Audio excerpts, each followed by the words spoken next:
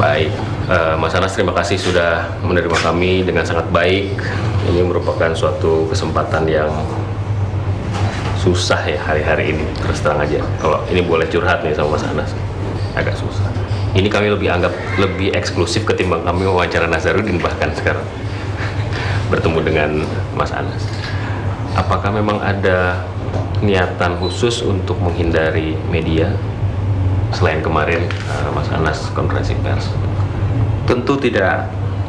Media itu adalah sahabat. Karena itu rumusnya tidak boleh dihindari. Tetapi tentu perlu diatur irama agar yang saya sampaikan menjadi buat Demokrat sendiri, apakah ini suasana atau kondisi yang tidak menguntungkan?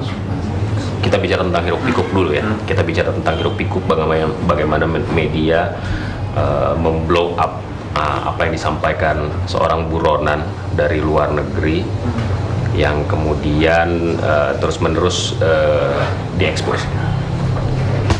tidak ada partai atau institusi apapun juga di Republik ini yang happy dan merasa beruntung dengan berita-berita negatif. Tentu setiap berita negatif itu potensial untuk melahirkan defisit. Tentu juga bagi Partai Demokrat ya. Dan apakah karena itu perlu dirasa pelaksanaan Rakornas sekarang? Rakornas itu agenda berkala ya. Tetapi sekarang memang mempunyai nilai plus karena Partai Demokrat sedang mendapatkan ujian dan tantangan yang kami nilai tidak kecil. Nah, karena itulah Rakornas kali ini punya nilai urgensi yang tinggi. Agenda utamanya? Agenda utamanya sebetulnya 3 ya. Ada 3 spirit yang ingin kami kembangkan di dalam Rakornas ini. Pertama adalah spirit konsolidasi. Konsolidasi itu mutlak adanya bagi Partai Demokrat dan saya kira juga bagi partai apapun juga, karena konsolidasi adalah salah satu modal pokok. Kalau di dalam solid, maka partai bisa bekerja maksimal dan bisa memainkan peran-peran eksternal dengan makin baik. Jadi konsolidasi itu wajib, mutlak, fardu hukumnya, dan itu kami harus tempuh itu.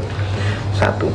Yang kedua, semangatnya adalah perbaikan. Mengapa perbaikan ini kami angkat?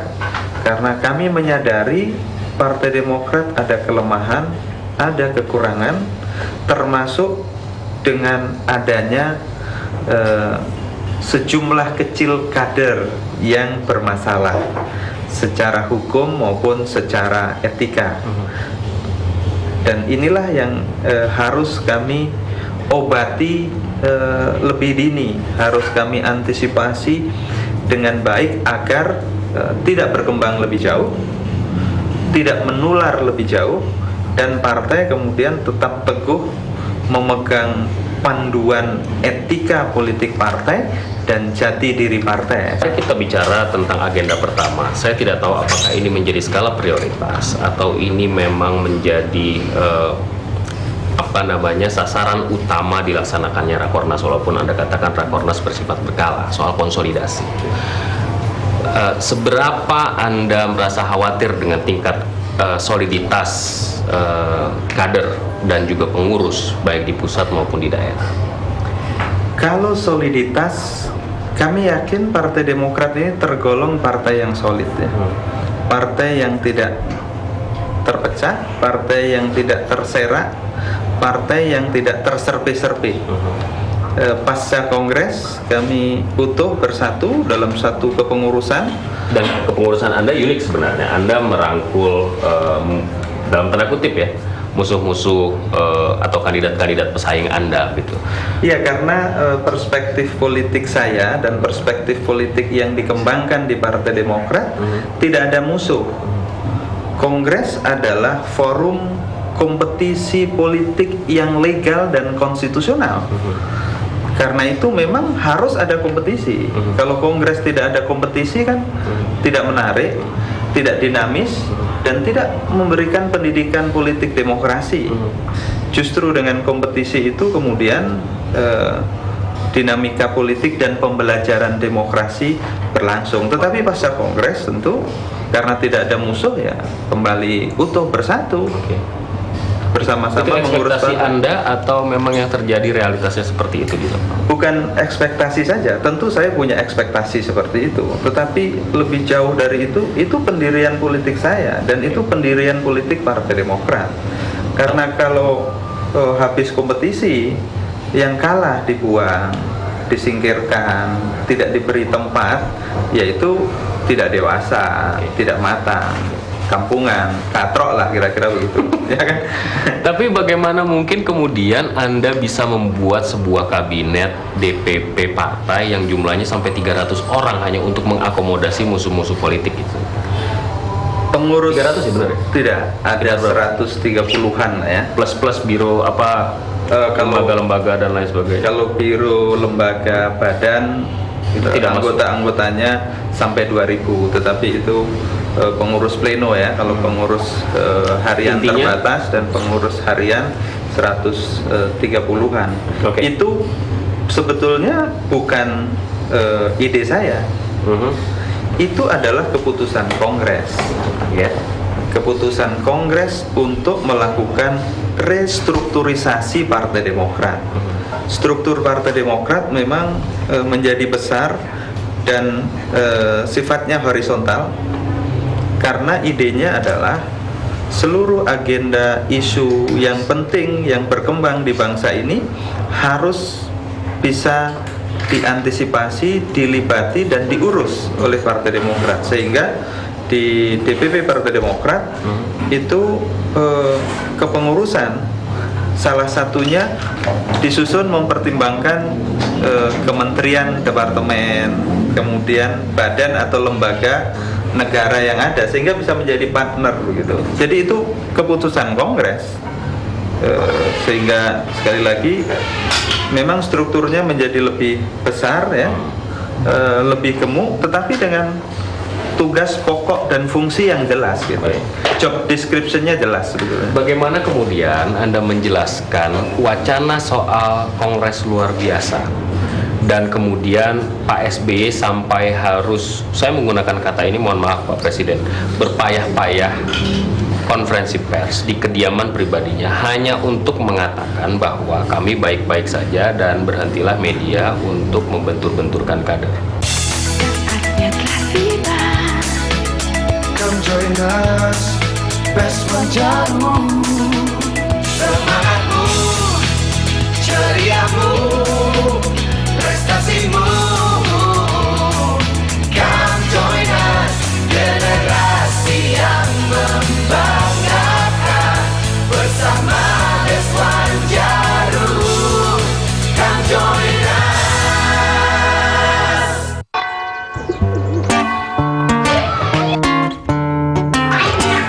Halo Mario. Ciao Maria.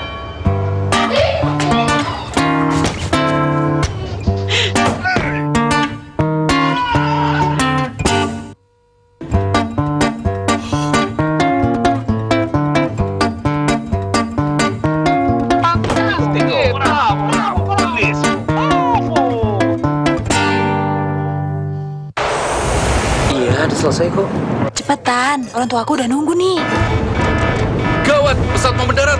Ada yang takut radar. Teknisinya nggak bisa dihubungi.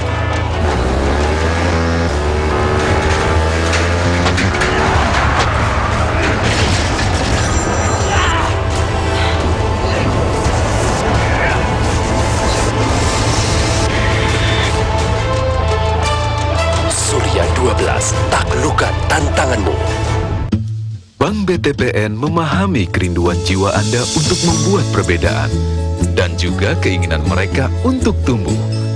Itulah sebabnya kami hadir dengan BTPN Sinaya, memberi Anda rasa aman, layanan prima, dan produk simpanan unggulan, serta kesempatan untuk memberdayakan sesama. BPPN Sinaya, menjadikan hidup lebih berarti. Kesegaran warna Dulux Pentolite membuat barang-barang penuh kenangan selalu tampak indah. Sayangnya setiap barang kenangan ini perlu ditata ulang agar selalu tampak baru. Tidak seperti Dulux Pentolite, warnanya selalu segar dan baru dari waktu ke waktu. Itu karena Dulux Pentolite memiliki teknologi color lock, mampu mengunci pigmen warna agar tak mudah pudar. Dulux Pentolite feels like a new home.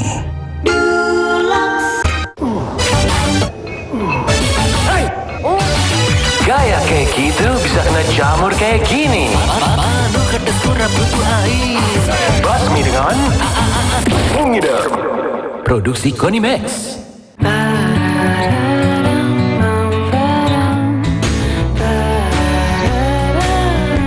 For every beautiful moment, Movalex, inspiration for life. Terima kasih atas bantuan donatur. Melalui Gerakan Mata Hati dan Palang Merah Indonesia, Sido Muncul berkomitmen melakukan 6.000 operasi katarak gratis selama 2011. Terima kasih, katarak saya sudah dioperasi. Operasinya cepat, tidak sakit, dan saya dapat melihat normal kembali. Untung gratis, saya bisa nyupir lagi. Dan saya sekarang dapat mencari nafkah kembali. Masih ada 2 juta penduduk Indonesia menderita buta katarak. Setiap tahun bertambah 240.000. Ayo bantu terus, masih banyak penderita buta katarak yang membutuhkan uluran tangan Anda. Berapapun bantuan Anda sangat berarti bagi mereka.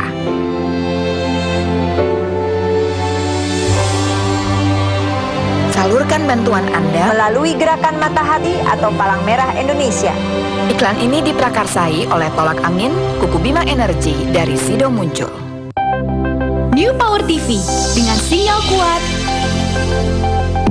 suara dahsyat, dan bisa menyala tanpa listrik. Toshiba Power TV, solusi kita semua. Toshiba. Barang indah penuh kenangan perlu ditata ulang agar selalu tampak baru. Tak seperti Dulux Pentolite, teknologi color lock-nya mengunci pigmen warna agar selalu segar, tak mudah pudar. Dulux Pentolite feels like a new home.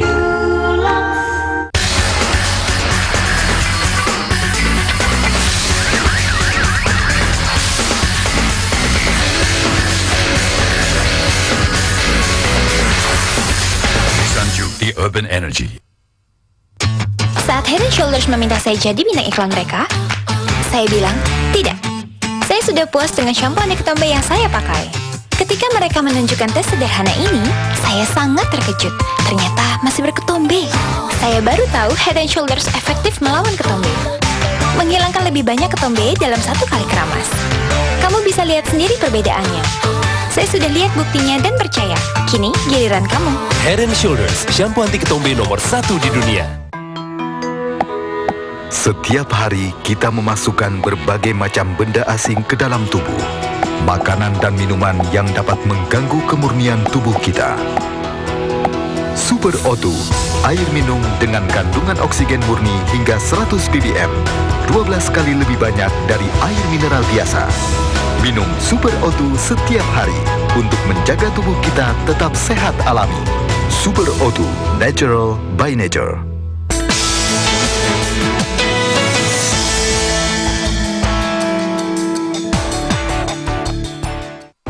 Secara faktual, media tidak mungkin menciptakan skenario sendiri. Seharusnya skenario tidak ngompor bisa lah ya. Oke, yang dikomporin mau atau tidak? Pertanyaannya begitu. Faktanya mereka dalam tanda kutip dikomporin dan itu termakan sampai ada wacana KLB. Itu bagaimana pendapatnya? Harus dilihat dan dipahami dalam perspektif yang proporsional bahwa Pak SBY ketika konferensi pers itu fungsi, posisi dan perannya adalah sebagai Ketua Dewan Pembina Partai Demokrat. Sebagai Ketua Dewan Pembina Partai Demokrat tentu beliau pantas dan proper untuk menyampaikan sikap dan pernyataan seperti itu. Tetapi karena beliau sekaligus presiden, kadang-kadang kan kita atau publik confused.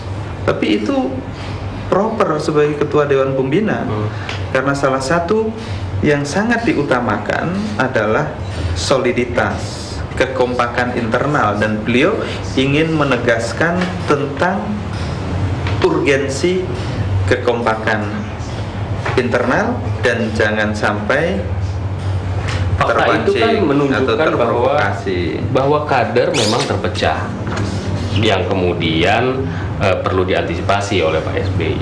Saya melihatnya begini, kalau partai itu biasa ada faksi ya, tetapi kalau di Partai Demokrat menurut saya tidak ada faksi. Kalau faksi itu konsepnya adalah kelompok yang permanen. Memang ada faksi-faksi ya. Partai X misalnya yang awal pembentukannya misalnya memang gabungan atau fusi dari beberapa partai, itu wajar kalau punya faksi. Kalau Partai Demokrat sebetulnya saya merasakan tidak ada faksi, karena yang ada adalah tim-tim ketika kongres, habis itu ya lebur lagi. Oke, jadi tidak ada masalah dengan itu. Mas, izinkan saya untuk bertanya dan mengajak Mas Anas kembali karena kami tidak tahu kejadiannya. Tanggal 23 Mei ketika Bapak SBY sebagai Ketua Dewan Pembina memanggil Nazarudin dan kami mendengar Mas Anas ada di situ. Apakah benar Pak SBY sangat marah dengan apa yang dituturkan oleh Nazarudin ketika itu? Bolehkah kita mendengarkan sebenarnya bagaimana? Itu adalah rapat Dewan Kehormatan. Pak SBY kan sekaligus sebagai Ketua Dewan Kehormatan. Ketua Dewan Kehormatan dan para anggota, saya wakil ketua, tentu sebelum mengambil keputusan perlu untuk mendengar langsung tanda petik pembelaan dari kader yang akan diputuskan. Ya, dinilai final dan diputuskan. Karena itu kemudian yang bersangkutan diberi kesempatan untuk bicara. Intinya adalah bahwa Dewan Kehormatan itu akomodatif, ingin agar ada solusi yang baik, ada solusi yang lunak. Dalam situasi seperti itu disarankan kepada yang bersangkutan untuk daripada diberhentikan, lebih baik mengundurkan diri. Apa dijawab? Untuk konsentrasi menjalani proses hukum. Betul. Kalau ada masalah hukum, gitu. Tetapi yang bersangkutan punya pandangan yang berbeda. Pandangannya itulah yang membuat saya tidak mengatakan Pak SBY. Kamu mendengar sampai menggebrak meja, Saya tidak mengatakan Pak SBY marah, tetapi Pak SBY menegaskan sikap sebagai Ketua Dewan Kehormatan, dan itu yang menjadi akhirnya disetujui oleh seluruh anggota Dewan Kehormatan. Pada malam harinya Nazarudin kemudian menghilang dari tanah air. Apakah itu diketahui oleh kawan-kawan? Dan saya harus konfirmasi ini. Kabarnya Mas Anas menghimbau, atau saya nggak mau bilang menyarankan untuk pergi ke luar negeri. Nah, itu bagian dari skenario fitnah yang lain lagi kan gitu. Hari saya ingat betul tanggal 24 hari Selasa, dia masih BB, saya kirim pesan lewat BB bahwa dia akan konferensi pers di DPR, mengundang para wartawan. Dia katakan bahwa saya didolimi dan saya akan lawan SBY. Oke. Saya bilang itu secara detail ditulis seperti itu. Ya, intinya seperti Mas itu. Anas masih punya rekaman? Ya, tidak perlu. Ya. Yang kan tidak penting ya, yang tidak penting semua BBM ya dihapus lah. Nanti hang kan. Silakan lanjutkan. Jadi dia mengundang wartawan tanggal 24 itu untuk konferensi pers. Kemudian tanggal 25 dia menyatakan akan hadir di Cikeas. Karena 25 malam kan ada pertemuan di Cikeas. Tanggal 26 saya ke Gorontalo, musda di Gorontalo, pulang ke Jakarta, malamnya saya dapat informasi yang bersangkutan dicekal dan dapat informasi ternyata 23 malam dia sudah berangkat. Pergi. Jadi ketika Anda membaca itu, dia sudah tidak ada. Membaca saya difitnah dan saya akan ketika. Ya berarti tidak ada kan? Berarti karena komunikasi itu kan tanggal 24 dan 25. Mas Anas, Nazarudin adalah bendahara umum. Dalam struktur kepengurusan itu sangat dekat sekali hubungannya dengan ketua umum. Pertanyaannya kemudian, apakah Mas Anas sejak awal mempercayai Nazarudin sebagai rekan kerja yang bisa melaksanakan kewajiban dengan baik dan benar? Kalau putaran waktu bisa boleh dibalik ke belakang, tentu ceritanya akan berbeda, ya kan? Nazarudin menjadi bendahara umum karena didukung oleh para formatur, ya, para anggota formatur. Bukan pilihan Anda sendiri? Ya, saya tidak menolak memang, ya, walaupun kalau dikatakan srek atau tidak srek itu sebetulnya kurang srek. Ini bukan karena kejadian sudah seperti ini kan? Tidak. Teman-teman juga tahu di dalam proses itu, di dalam proses pembentukan kepengurusan, ya. Tapi buat saya sejarah tidak bisa diputar, ya kan? Ini menjadi pelajaran dan hikmah yang betul-betul saya petik, Partai Demokrat petik, agar ke depan makin baik. Kenapa tidak srek pada awalnya? Kenapa tidak srek? Ya, ada beberapa informasi yang kurang membuat happy sebetulnya, tetapi ketika dikonfirmasi kepada yang bersangkutan selalu membantah, menyangkal. Bukankah kemudian kita melihat ada sebuah dokumen yang di dalamnya Anda bekerja sama dengan Nazarudin, memiliki perusahaan bersama? Pernah, betul.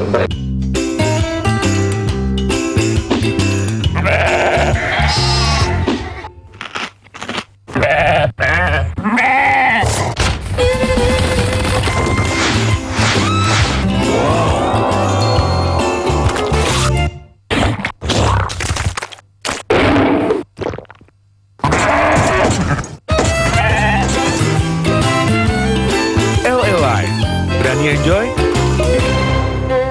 Pengalaman oli Ajib di dunia balap internasional menghasilkan formulasi oli mesin paling optimal, mendinginkan mesin dan hemat bahan bakar. Lindungi mesin dengan Ajib, oli Italia. Gudang Garam Internasional presents the Ultimate Rock Music Festival. Intermusic Jabar Rocketland featuring 30 Seconds to Mars, The Cranberries, Halloween, and many more. And Indonesia's finest rock bands, brought to you by Intermusic from Gudang Garam Internasional. Pria punya selera. Di balik setiap konser yang sukses, selalu ada perencanaan yang serius di semua aspek. Mulai dari koreografi, repertoar lagu, konsep lighting, tata panggung, kostum, dan band pengiring. Begitu juga membangun keluarga, harus direncanain bener-bener. Because we are smart, generasi berencana.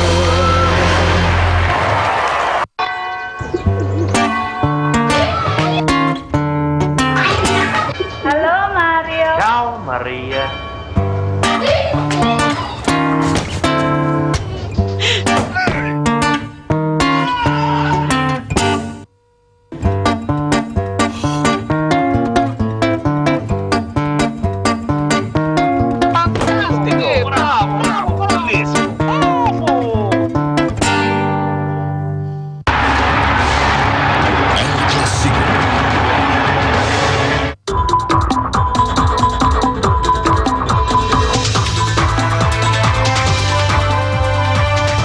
Satu lagi kabar terkini dari Energen. Semakin meninggi kesibukan pagi hari, menurunkan angka sadar sarapan. Solusinya Energen. Sarapan susu, sereal, dan oats yang enak dan bergizi. Siap dalam 1 menit. Ayo, ikuti aksi 1 menit sarapan bernutrisi bersama Energen. Setiap hari. Inilah kabar terkini pukul 22 waktu Indonesia Barat. Menteri Luar Negeri Jerman Guido Westerwelle hari Kamis mengunjungi Afghanistan. Masalah keamanan menjadi agenda utama dalam kunjungan Westerwelle tersebut. Dalam kunjungannya ke Afghanistan kali ini, Westerwelle disambut Presiden Afghanistan Hamid Karzai di Istana Kepresidenan. Yang dalam pertemuan tertutup ini mereka membahas mengenai permasalahan keamanan dan penarikan pasukan Jerman dari Afghanistan. Setelah menemui Karzai, Westerwelle menemui Menlu Afghanistan Zalmay Rasul yang kemudian menggelar jumpa pers. Lalu menyatakan bahwa pemerintah Jerman telah menyerahkan masalah keamanan regional sepenuhnya kepada pemerintah Afghanistan dan menarik pasukannya di tahun 2014 mendatang. Jerman pertama kali terlibat dalam perang Afghanistan di tahun 2002 dan hingga tahun 2011 tercatat 5.500 personil militer Jerman berada di bawah bendera NATO. In diesen Tagen beginnt eine neue Etappe unserer Partnerschaft, nämlich Demikian kabar terkini, nantikan kami 1 jam mendatang. Semakin meninggi kesibukan pagi hari, menurunkan angka sadar sarapan. Solusinya Energen.